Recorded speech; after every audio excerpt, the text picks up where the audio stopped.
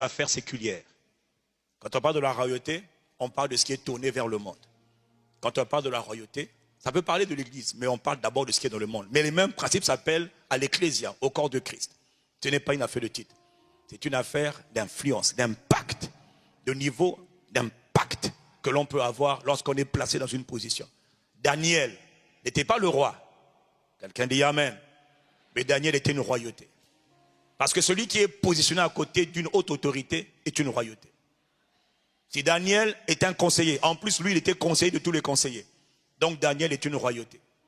Dans la royauté, il y a différentes dimensions, il y a différents degrés, il y a différents niveaux. Tu n'es peut-être pas le faiseur de roi. Le faiseur de roi, c'est celui qui a le pouvoir de faire de toi, te nommer ou t'enlever. Il a le pouvoir de faire que toi on te place ou on t'en retire.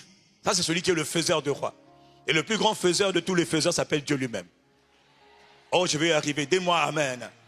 Maintenant, quand Dieu donne l'autorité à quelqu'un, Dieu donne à quelqu'un le pouvoir de placer, le pouvoir d'élever, le pouvoir de baisser. En tant que chef de l'État, il peut faire ce qu'il veut. Dis Amen.